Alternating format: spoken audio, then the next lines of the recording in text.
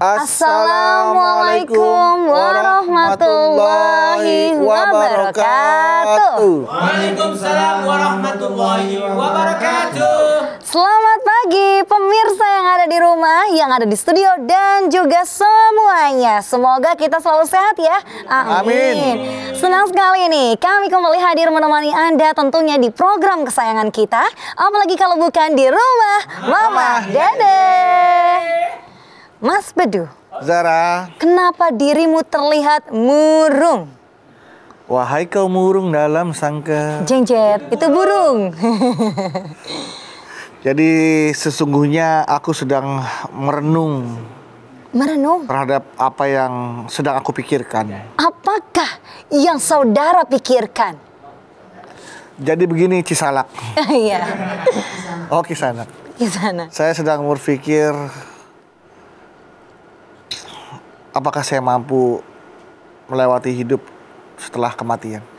Astagfirullah, jadi sedih deh Mas Bedu. Ya kan kita tahu lah selama ini amal perbuatan kita nggak tahu nih apakah diterima atau enggak. Terus juga dosa-dosa kita diampuni atau enggak. Masya Allah. Ya mudah-mudahan aja kita semua bisa melewati kehidupan setelah kematian ini. Iya, dan pastinya semoga nih Mas Bedu ya, kita bisa menjalani kehidupan setelah kematian nanti itu jauh dari keburukan gitu ya Mas. Amin, amin ya. Amin ya Rabbal Alamin. Sekarang. Masya Allah. Jadi sebenarnya tuh kehidupan setelah mati itu seperti apa ya Mas? Nah ini kita harus tahu nih, biar Mama nanti yang menjelaskannya ya. Baik. Islam tuh melihat kehidupan setelah mati itu seperti apa. Baik kalau begitu. Tapi karena berhubung Mama masih belum masuk, kita ngobrol apa lagi yuk? Ngobrol. Mas Bedu. Iya. Ini dia yang ditunggu. Waalaikumsalam. Ih, Jahrah bajunya kayak ikan cupang. Ikan Ikan cupang. cupang mah. Bawahnya ngerebet. Oh iya, ada dasi kayak dasi gitu ya. Iya. Ada renda. Iya, keren ya. Jangan direndam dalam air ya, Man. Nanti tenang. Nanti terbang. Kunaon. Udah lagi merenung tadi nih Mah. Masya Allah. Lagi memikirkan kehidupan setelah kematian. Akan seperti apa itu nanti Mah.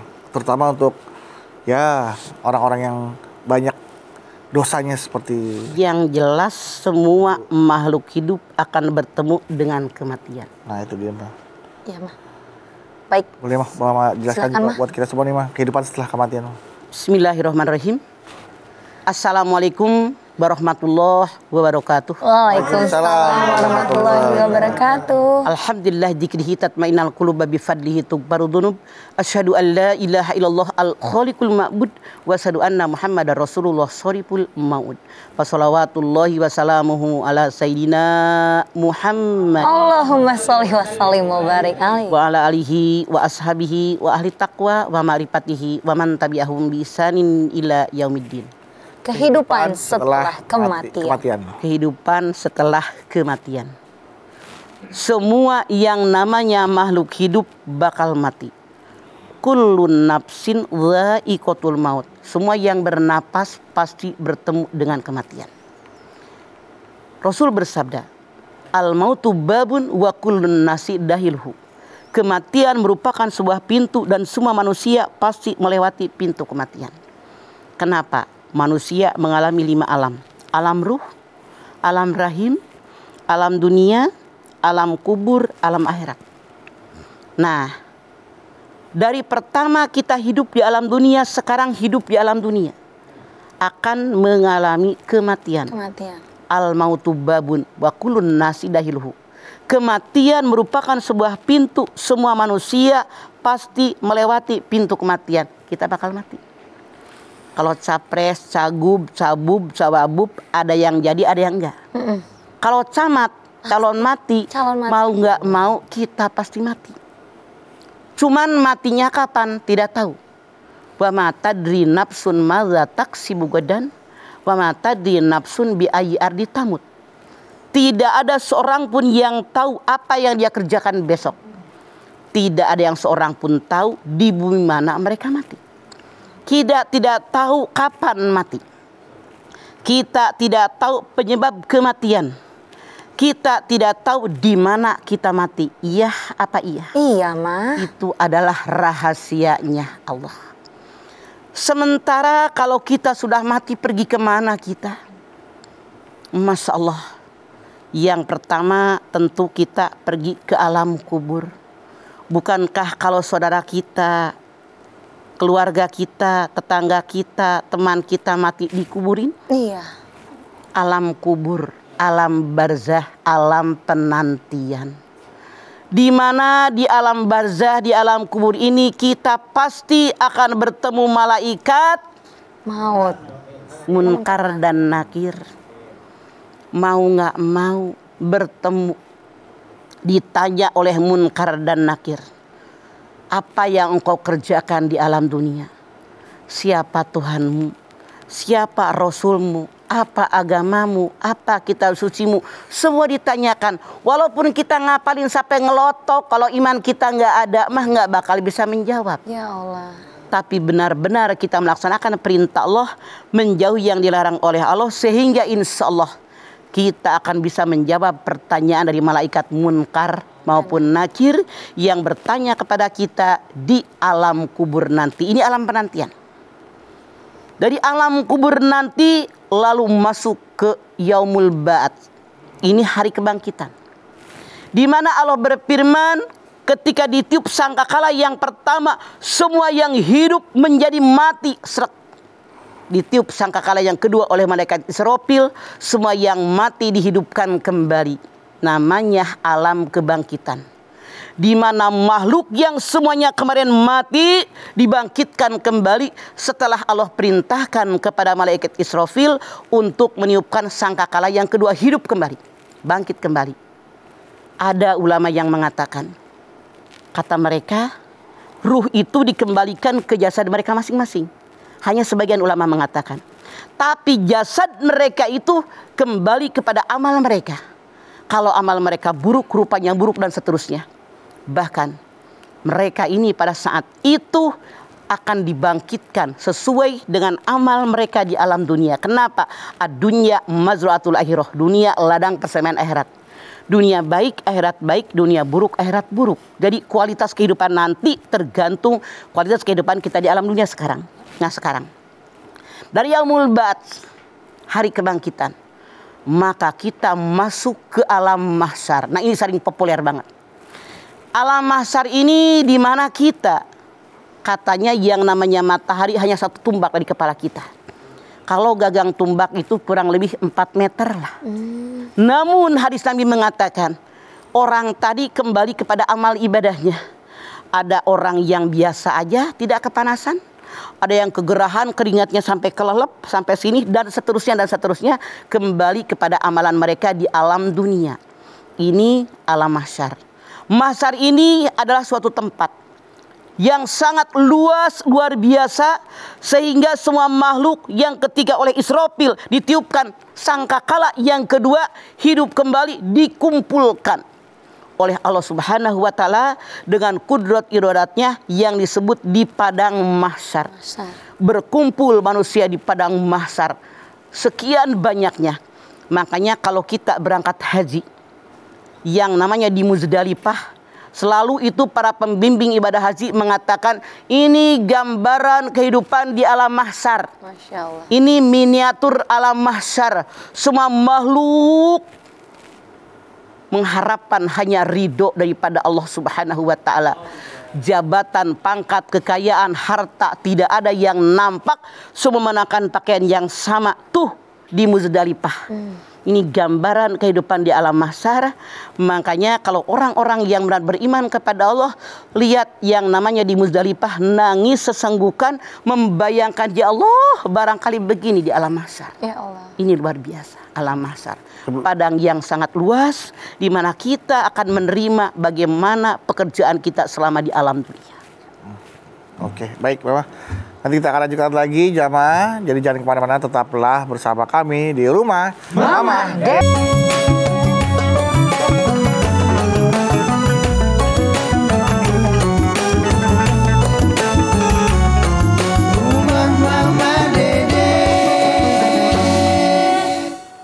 Baik jamaah, kita kembali lagi bersama kami di rumah Mama Dede.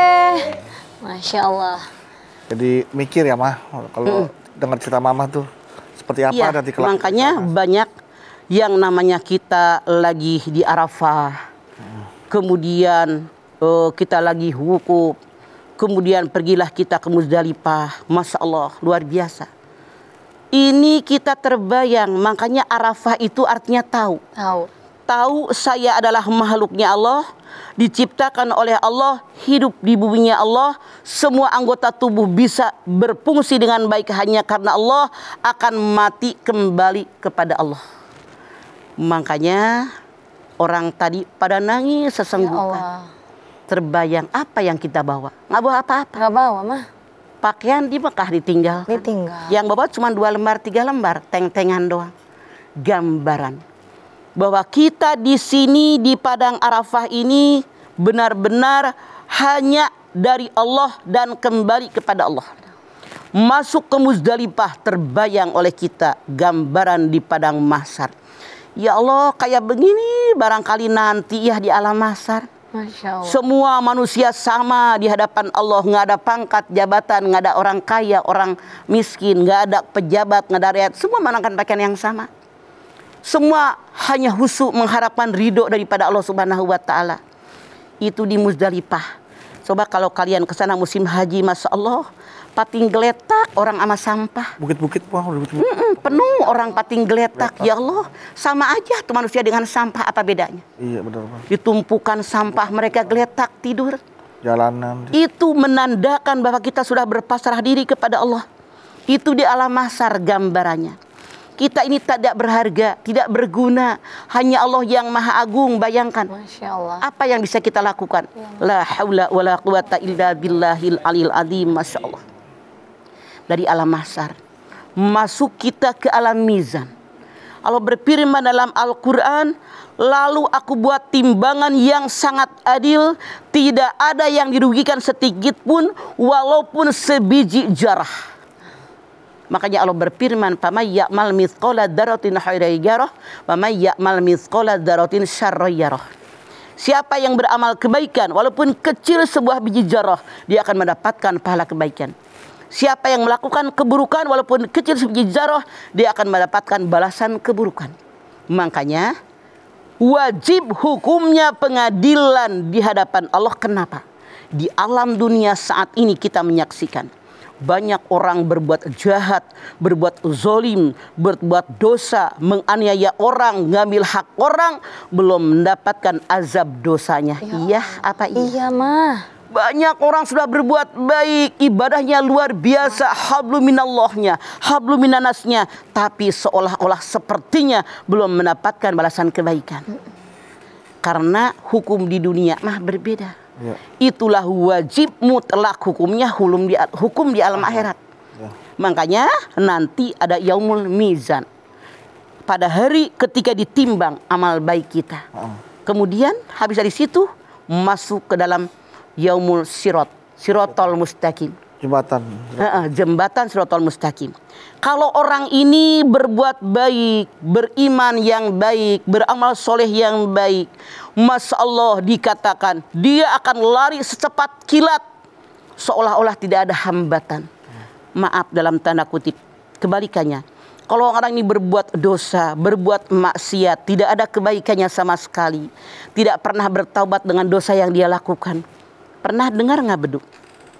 Jembatan Siratal Mustaqim itu kecil, seperti rambut dibelah 7. Saking kecil-kecilnya. Ya Allah. Rambut saja sudah kecil, dibelah 7. Maksudnya apa? Sangat menakutkan, sangat tajam, sangat kecil. Bagi siapa? Bagi orang yang banyak dosa. Masya Allah. Bagi orang yang banyak berbuat maksiat, yang tidak pernah mengerjakan perintah Allah, selalu melanggar yang dilarang oleh Allah. Na'udzubillah min dzalik. Itulah kan sampai ada filmnya dulu kan. Iya, Pak. Yang namanya rambut dibelah 7. Kenapa? Ini dia yang disebut dengan Siratal Mustaqim. Mah, mohon maaf nih, sebelum sampai ke sebelum ke Siratal Mustaqim kan kita ditimbang dulu ya, Mah, amalan dan dosa mizan. Mizan.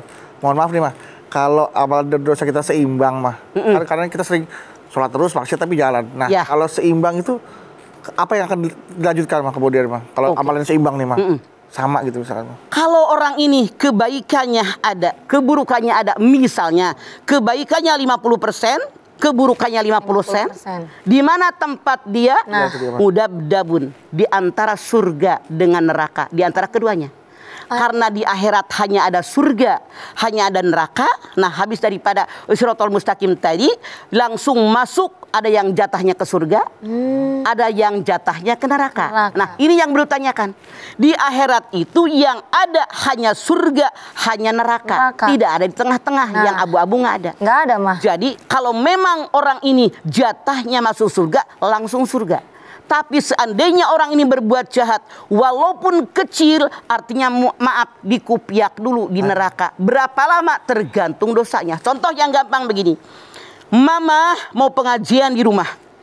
Begitu lihat lemari, kemana piring gue? Ini pengalaman. Iya, mah. Sering pada hilang. Karena yang minjem itu nggak pernah pada mulangin. Astagfirullah. Kata mereka, mama mah gampang gitu.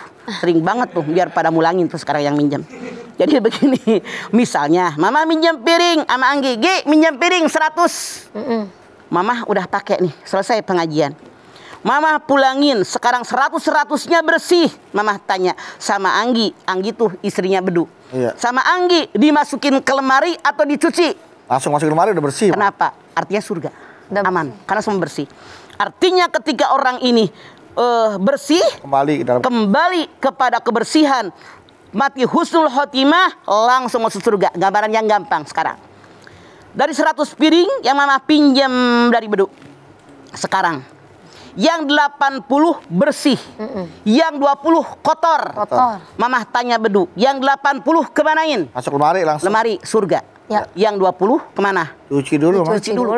Nah, sekarang ternyata sekarang mama minjem ke Bedu piring 50. Ya. Piring 100, yang 50 bersih, yang 50 kotor. Ternyata yang ini meragukan yang 20. Karena di antara bersih dengan kotor. Kan yang seimbang tadi. Ya. Saya tanya oleh Bedu pemilik piring, langsung masukin lemari apa dikupiak dulu? Kayak cuci lagi nih, takutnya belum bersih nih. Betul. Itu yang mamah maksud. Dikupiak dulu, dicuci dulu. Maksudnya apa? Masukin dulu ke neraka. Berapa lamanya? Tergantung kotoran yang melekat di piring tadi. Kalau makin banyak yang melekat, makin lama direndam. Mah, kehidupan di dunia ini misalkan 1 hari. Tapi kalau 1 hari di kehidupan setelah kematian sana, itu berbanding jauh sekali ya, Mah. Al-Quran mengatakan 1 hari di alam akhirat sama dengan 1000 tahun di alam dunia. Masya Allah, lama sekali. Lama banget. Makanya hati-hati. Ya, itulah kenapa hadis Nabi mengatakan antara orang kaya dengan orang miskin bedanya masuk surga 1 hari. 1 hari. 1000 tahun. Kenapa? Orang kaya mah ditanyanya banyak. Dari mana kekayaanmu? Untuk apa kekayaanmu? Orang miskin mana kekayaan? Nggak banyak ditanya. Jadi gampang, lebih cepat masuk surga. Kalau begitu nanti kita lanjutkan kembali ya, Maya. Nah, jamaah, untuk Anda yang tentunya ingin bertanya kepada Mama atau sudah bertanya di Instagram @rumahmamadede_tv1 mengenai tema kita hari ini, kehidupan setelah kematian, akan dijawab Mama setelah ini. Yang ada di studio jangan khawatir, juga boleh nanya ya setelah ini. Tetap bersama kami jamaah di rumah Mama Dede. Kesini ada rumah Mama Dede. Kesini aja berbagi cerita, bersama-sama kita cari berkah, insya Allah berakhir bahagia. Terima kasih Bapak Ibu jamaah, Anda masih setia bersama kami di rumah Mama Dede. Masya Allah ya Mah, berarti kehidupan setelah kematian itu nggak boleh diremehin ya Mas Bedu ya? Ya iyalah, dunia ini hanya sementara. Ya Allah. Kun fid dunya ka'annaka gharibun aw abidis sabil. Rasul bersabda, jadikanlah hidup di alam dunia seolah-olah orang lewat atau orang merantau. Lewat lama enggak? Merantau pasti mudik. Nah, itu. Makanya dunia ini sementara, ada awal ada akhir, yang abadi yang bako di alam Masya akhirat. Allah. Begitu Zahra. Iya, makanya dari Sulaiman nyanyinya dunia sementara akhirat selama-lamanya gitu, benar Betul, banget ya itu Mah ya. benar. Mah, nih Instagram Mas Bedu. Wah, ada. Dibaca dulu boleh ya? Boleh, Jar. Baik kalau begitu. Boleh, Ra. Kartika Ayu 81. Wow. Kartika Ayu. Assalamualaikum, Mah. Waalaikumsalam Mau Kartika Ayu nanya 81. nih, Mah. Apakah pasangan yang saling mencintai di dunia dan setelah wafatnya dimakamkan bersebelahan akan bertemu nih, Mah, di alam barzah? Terima kasih sebelumnya, Mah. Walaupun bersebelahan, walaupun makamnya ditumpuk, kalau yang satu beriman, yang satu tidak beriman, di akhirat tidak akan dipertemukan. Bicara juga ya. Namun Al-Quran mengatakan, kalau engkau orang yang beriman, keluargamu semua beriman, aku susulkan mereka, tidak akan merugikan kalian sedikit pun, kalau semuanya beriman. Makanya kalau pengen bertemu dunia akhirat, jadikan diri kita, keluarga kita beriman. Jadikan visi misi kita sama, niatkan semuanya karena Allah. Tapi maaf, dalam kenyataan survei membuktikan suami istri banyak yang visi misinya nggak sama. Iya apa iya? Iya, Mah. Yang satu anaknya pengen ke pesantren, yang satu enggak. Tuh beda-beda. Yang satu hobinya urak-urakan, yang satu enggak. Enggak. Kalau pengen sekeluarga masuk ke dalam surganya Allah, satukan visi misi suami istri di jalan yang Allah ridhoi. Giring tuh istri, suami, anak-anak keluarga Anda di jalan yang Allah ridhoi. Insya Allah bareng-bareng. Amin ya rabbal alamin. Ya Rabbal alamin. Baik, sekarang kita ke jamaah yang ingin bertanya ke Mama Dede langsung. Silakan. Iya. Silahkan. Assalamualaikum warahmatullahi wabarakatuh. Waalaikumsalam warahmatullahi wabarakatuh. Saya Anissa Dina Ilmia dari Istana Al-Quran Sirur Asror. Bagaimana siksa kubur bagi mereka yang jasadnya tidak dikubur? Makasih, Mah. Assalamualaikum warahmatullahi wabarakatuh. Waalaikumsalam warahmatullahi wabarakatuh. Anissa nanya. Ya. Benar juga. Bagaimana yang disebut azab kubur? Bagaimana yang disebut siksa kubur? Sementara banyak orang mati nggak dikubur. Benar. Contoh, orang yang mati di tambang emas. Nah. Orang yang mati di lautan. Iya nggak? Iya, Ma. Orang yang mati dimakan binatang buas. Itu kan nggak dikubur. Enggak, Mah. Oke Anissa, jangan kita mempersempit pola berpikir.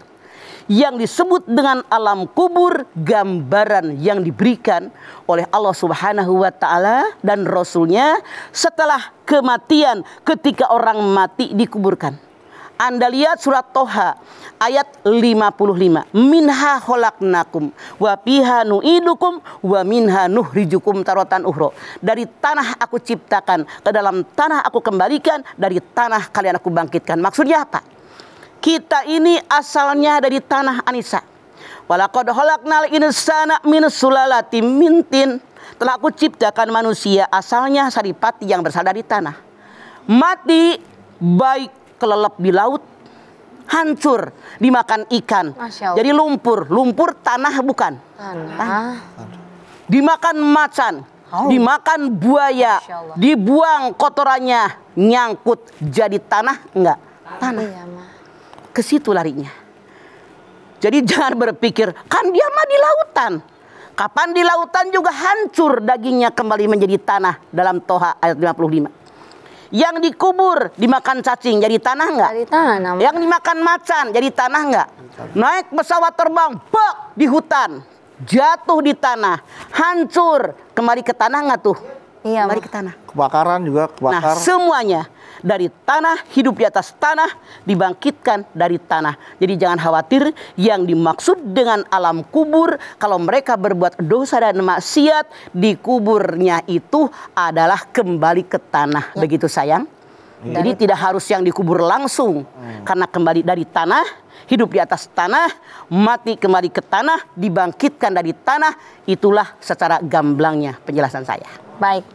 Tentang sisa kubur harus dikubur, tadi dia Kalau diakalin nggak, lagi. Kalau siapa nggak usah dikubur deh, biar nggak dapat sisa kubur. Salah. Allah nggak bisa dibohongin, sayang. Gitu.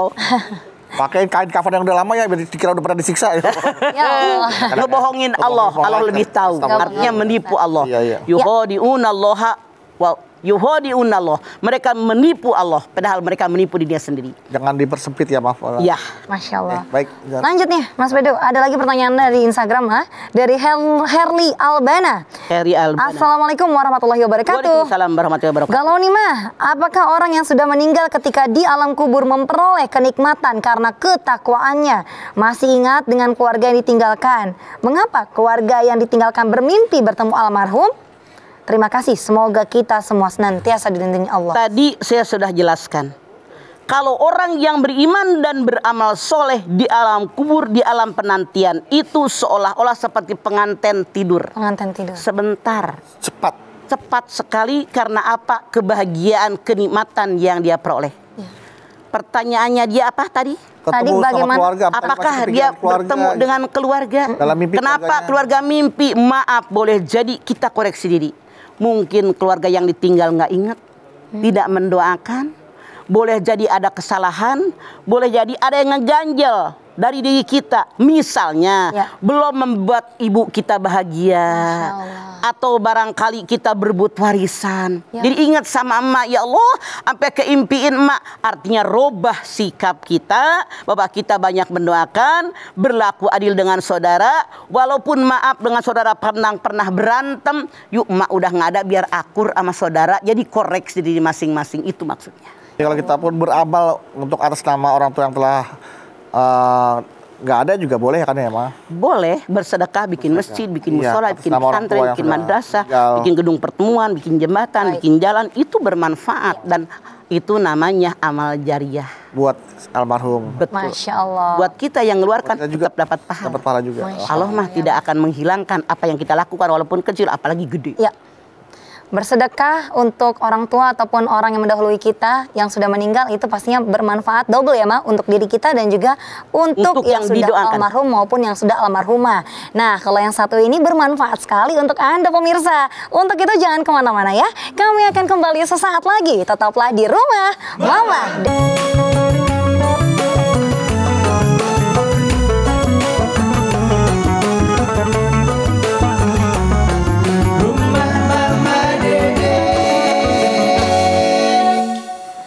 Pemirsa TV One yang dirahmati Allah, Anda masih bersama kami di rumah Mama Dede. Ya, selanjutnya kita ke Instagram lagi, boleh ya Mas Bedu Boleh, ya? Sarah. Nih Mah, ada dari Amelia Michelle. Assalamualaikum Mah. Mau Waalaikumsalam. tanya dong Mah, apalan apa yang sebaiknya dilakukan orang tua untuk anak balitanya yang telah tiada Mah? Misalnya, adakah doa yang diajarkan Nabi Muhammad SAW untuk anak yang telah tiada Mah? Terima kasih. Masya Allah Bu, jangan bingung-bingung, doa mah pakai bahasa kita juga sampai. Daripada punten, pakai bahasa Arab salah patah kasroh domahnya jadi berubah arti. Masya Allah. Pakai bahasa kita, ya Allah. Karena apa? Hadis Nabi mengatakan, kalau ada anak-anak meninggal dunia, orang tuanya ikhlas karena Allah, dia sabar dengan musibahnya, merupakan tabungan buat orang tuanya. Itu jadi doa pakai bahasa kita aja. Ya, baik. Oke, artinya kalaupun tidak diajarkan, kita juga bisa ya, Maya. Walaupun apa? Walaupun tidak diajarkan oleh Rasulullah, doa untuk anak bayi atau kita yang sedang ada. Diajarkan oleh Rasulullah. Oh, Banyak diajarkan. berdoa, diajarkan. Oh. Jadi Untuk anak-anak yang sudah meninggal, anak bayi yang sudah meninggal. betul, diajarkan di doanya, ya Allah, mudah-mudahan anak ini menjadikan jembatan buat saya. Oh. Bahwa dosa saya diampuni oleh Allah karena diberikan saya amanat oleh Allah, diambil masih kecil. Karena dikatakan ini merupakan tabungan dari Allah, bahwa dia akan memberikan syafaat pertolongan buat kita orang tuanya, asal sabar. Baik, sekarang kita ke jamaah yang di studio. Boleh ada yang mau bertanya lagi sama Mama Dede? Silakan. Assalamualaikum warahmatullahi wabarakatuh. Waalaikumsalam warahmatullahi wabarakatuh. Nama saya Lena Sivispani. Saya dari Istana Al-Quran Surasror. Galau Mah, Ya, apakah keutamaan membaca surat Al-Muluk bisa menyadari dari kubur? Bagaimana, bisa diulang? Boleh pertanyaannya? Apakah keutamaan membaca surat Surat Al-Muluk Al-Muluk, menghindari bisa sisa membacanya dan menyadari dari kubur? oh, apakah kalau kita membaca surat Al-Muluk Ya. menghindarkan, Dari itu siksa kubur. maksudnya, Dari siksa kubur gitu ya? menghindarkan dari siksa kubur. Begitu sayang? Atau terhindar dari siksa kubur? Nah, maksudnya, ya? itu maksudnya, bukan menghindari, menghindarkan dari siksaan kubur. Begini, setiap surat itu ada keagungannya, ada kemuliaannya. Kalau seseorang itu banyak membaca, maaf, misalnya hobi bedu, baca surat Al-Muluk. Misalnya hobi ajis, baca Yasin. Al-Kahfi. Maka mereka Al-Kahfi dan seterusnya, maka mereka menjadi syafaat buat kita. Minta pertolongan kepada Allah bahwa dia ini suka banget loh dengan saya, sering dibaca. Begitu. Jadi insya Allah mudah-mudahan. Cuman yang namanya Al-Quran dikatakan bukan hanya itu.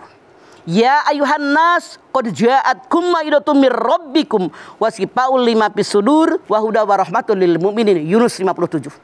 Hai manusia, telah aku turunkan buat Al-Quran sebagai mau'izah hasanah, pelajaran yang baik, obat penyakit dalam dada, rahmat bagi orang beriman. Jadi karena percaya dengan Al-Quran merupakan rukun iman, jangan hanya sebagian. Apa tuh minuna bi ba'dil kitabi wa takfuruna bi ba'din? Apakah kamu hanya mengimani sebagian? Sebagiannya tidak kamu imani? Jadi seluruhnya harusnya kita baca.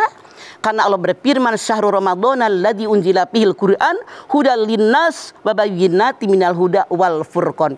Itu hanya di antaranya. Oke? Ya. Hanya di antaranya. Tidak benar-benar. Jadi kalau begitu enak banget dong. Iya, Mah. Baca Al-Muluk tiap hari. Biar nggak dapat azab kubur. Tidak, sayang. Karena satu kesatuan seluruh amal ibadah kita itu yang menentukan dapat azab kubur atau tidak. Kalau memang hanya dengan baca Al-Muluk tidak akan diazab kubur, tiap hari aja, tiap saat baca Al-Muluk. Bagaimana dengan sedekahnya? Bagaimana dengan sholatnya? Jadi sekali lagi, satu kesatuan yang tidak bisa dicerai pisahkan, di antaranya membaca Al-Quran, di antaranya surat Al-Muluk, hanya di antaranya. Seperti itu ya. Waalaikumsalam warahmatullahi wabarakatuh. Berarti ya kalau menjadikan membaca surat Al-Muluk sebagai pengingat itu boleh ya, Mah? Boleh. Mengingat bahaya atau apa? Makanya yang baca Al-Muluk, baca surat yang lain bukan hanya dibaca, ditadaburkan. Dibaca ayatnya, apa terjemahnya, maksudnya, tujuannya, isinya diamalkan. Karena hudal linnas wa bayyinatin minal huda. Begitu. Baik. Kalau begitu, Mama, alhamdulillah Mama terima kasih ilmunya hari ini ya, Mama ya. Terima kasih tausiahnya dan jamaah. Tentunya hari ini kita sudah menyimak bersama nasihat Mama mengenai kehidupan setelah kematian. Mama tadi sampaikan bahwa kita semua ini camat, calon mati tanpa terkecuali. Ingat, bekalnya itu nggak ada satupun yang bisa dibawa dari dunia, baik harta maupun tahta, tapi hanyalah amal perbuatan kita. Untuk itu, kita persiapkan dari sekarang, tingkatkan iman, ketakwaan dan juga keislaman kita, dan pastinya semoga kita semua dapat menikmati kehidupan yang baik di alam akhirat nanti. Amin ya rabbal alamin. Silahkan Mama tutup dengan doa. Yuk.